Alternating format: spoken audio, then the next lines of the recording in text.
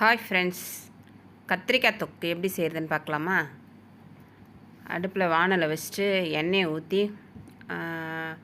1 kilo கத்திரிக்காவுக்கு 1/4 litre எண்ணெய் ஊற்றி எண்ணெய் காயிற வரைக்கும் வெயிட் பண்ணிவிட்டு ஃபஸ்ட்டு மிளகு நல்லா முழு மிளகாக என்ன செய்யணும், அதில் போட்டுட்டு அது பொரியிற அளவுக்கு வெயிட் பண்ணணும். அது பொரிஞ்சு வந்த பிறகு வெங்காயத்தை நல்லா பொடி பொடியாக நறுக்கி எண்ணெயில் போட்டுடணும். எண்ணெயில் போட்டு நல்லா வதக்கணும். எப்படி வதக்கணுன்னா, நல்லா பொன்னிறமாக, நல்லாவே பொன்னிறமாக அப்படியே ப்ரௌன் கலரில் வரும் பாரு, அந்த மாதிரி வதக்கணும். எண்ணெய் மேலே தெளிஞ்சு வரணும், அந்த அளவுக்கு வதக்கணும். தேவையான அளவுக்கு பூண்டு போடலாம். பூண்டு எவ்வளோ போடலான்னா, ஒரு 100 கிராம் போடலாம். 100 கிராம் போட்டிருக்கோம். அது ரொம்ப சின்ன சின்னதாகவும் சாப் பண்ணி போடலாம், இந்த மாதிரி பெருசாகவும் போடலாம். பசங்கள்லாம் என்ன செஞ்சிடும், அந்த பூண்டை எடுத்து எட்ட வச்சிடும். அதனால் பூண்டை ரொம்ப சின்னதாக போட்டால் தான் பசங்க நல்லா சாப்பிடும். ஓகேவா? இப்போது எண்ணெய் நல்லா வெங்காயம் நல்லா வதங்கிடுச்சு. தேவையான அளவு தக்காளி, அதாவது தேவையான அளவில் 200 கிராம் வெங்காயம், 200 கிராம் தக்காளி 1 கிலோவுக்கு, 1 கிலோ கத்திரிக்காவுக்கு போட்டுட்டு அது நல்லா அடி பிடிக்காத அளவுக்கு கொஞ்சம் வேக விட்டு கிளறிக்கினே இருக்கணும். கொஞ்சம் சைலண்ட்டாக விட்டுட்டு மறுபடியும் கிளறணும். ஓகேவா? இப்போது தேவையான அளவுக்கு உப்பு போட்டு, அதாவது கொஞ்சமாக உப்பு போடுங்க. உப்பு போட்டு நல்லா கிளறுவோம். நல்லா எண்ணெய் பிரிஞ்சு மேலே வரணும், அந்த அளவுக்கு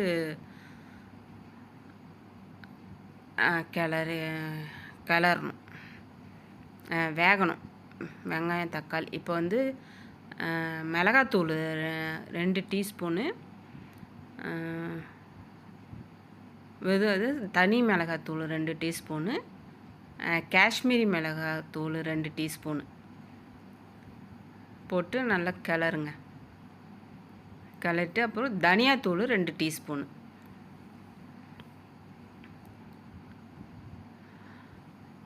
3 டீஸ்பூன் போடுங்க. போட்டுட்டு அது நல்லா கிளறிக்கிட்டே இருங்க. அதுக்கு கொஞ்சம் டேஸ்ட்டுக்காக ஒரு 5 பச்சை மிளகா போடுங்க. அது கரம் மசாலா ஒரு 2 டீஸ்பூனு, 2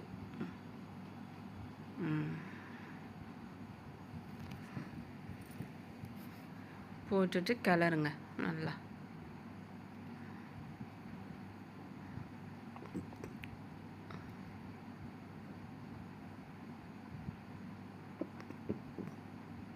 அடி பிடிக்கும், அதனால் கொஞ்ச நேரம் கழித்து செய்யணும். இப்போ மஞ்சத்தூள் ஒரு 1.5 டீஸ்பூன் போடுங்க. சைடெல்லாம் அப்படி அடி பிடிக்குது பாரு, அந்த மாதிரி அடி பிடிக்கக்கூடாது. நல்லா கிளறி விடணும். இப்போ கொஞ்சம் சுண்டி மேலே வந்துடுச்சு. எண்ணெய் பிரிஞ்சு வர டைமில் கத்திரிக்காவை அலசி தண்ணியில் போட்டு வைக்கணும். அப்படியே வச்சிங்கன்னா கருப்பாகிடும். அதனால் தண்ணியில் போட்டு வச்சு அதை எடுத்து அந்த டைமில் எடுத்து 1 கிலோ கத்திரிக்காய் நல்லா நீளமாக கட் பண்ணிங்க. கிளறி விடுங்க. நல்லா பார்த்து கிளறணும். கையில் சிந்தும், கையில் அடிக்கும், அப்புறம் கீழே சிந்தும். அதனால் நல்லா பார்த்து பொறுமையாக கிண்டணும்.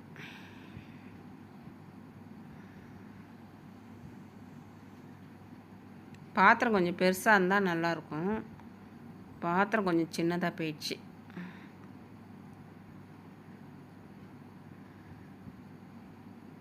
இப்போ தேவையான அளவுக்கு தண்ணி, அதாவது அந்த கத்திரிக்காய் முழுகிற அளவுக்கு தண்ணி ஊற்றுங்க. தண்ணி ஊற்றிட்டு கொஞ்சம் உள்ளே நல்லா அழுத்தி விட்டு, நிறைய தண்ணி ஊற்றக்கூடாது, வேகிற அளவுக்கு முழுகிற அளவுக்கு தண்ணி விட்டு கிளறி விட்டுட்டு மூடி போட்டு வச்சிட்டிங்கன்னா அது கொஞ்ச நாள் வேகும்.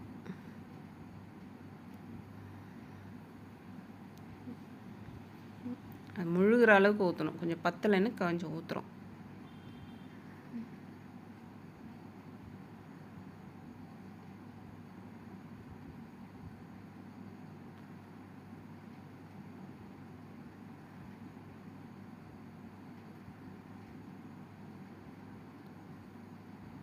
நல்லா வேகட்டும்.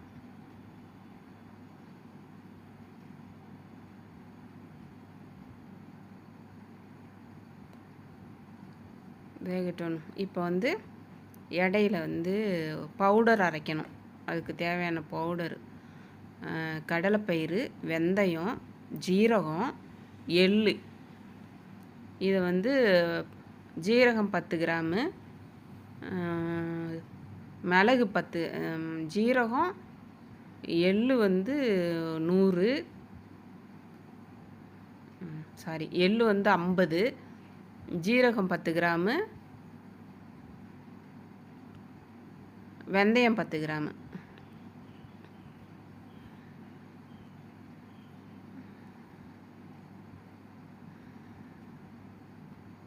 வெந்தயம் 10 கிராம்.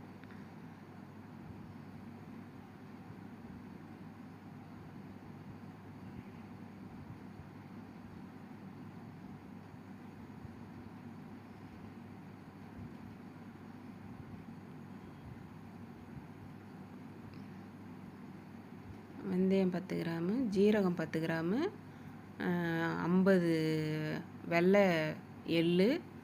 இதை வாணலில் போட்டு நல்லா வறுத்துக்கணும். வறுத்துட்டு 1/4 கிலோ வந்து மல்லாட்டை பயிர், அதாவது வேர்க்கடலை, எல்லாத்தையும் சேர்த்து மிக்சியில் கொரன்னு அரைக்கணும். மழைன்னு அரைக்கக்கூடாது, அது மிக்சிலே ஒட்டிக்கும். அதனால் கொரன்னு அரைக்கணும். இப்போ வந்து கத்திரிக்காய் வெந்துடுச்சான்னு பார்ப்போம். கொஞ்சம் இருக்குது தண்ணி கொஞ்சம் இருக்குது. லாஸ்ட்டாக இப்போ வந்து கொஞ்சம் 3/4 வேக்காடே வெந்துடுச்சு. வெந்துட்ட பிறகு இப்போ புளியை கரைச்சி ஊற்றிடுவோம். ஒரு எலுமிச்சை அளவுக்கு புளி, நிறையா போடக்கூடாது. ஒரு பெரிய எலுமிச்சம் அளவுக்கு ஊற வச்சு நல்லா கட்டியாக கரைச்சி போடணும்.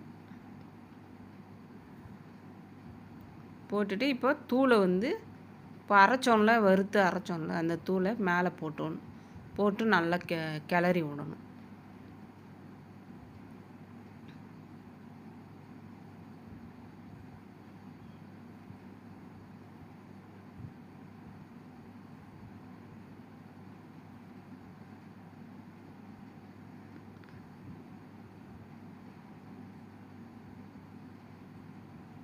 இப்போ லாஸ்ட்டாக கொஞ்சமாக